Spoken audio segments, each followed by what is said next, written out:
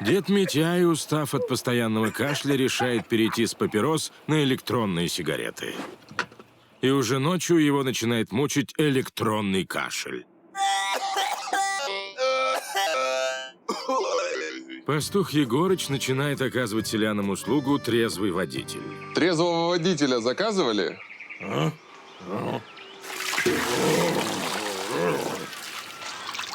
Я поехал.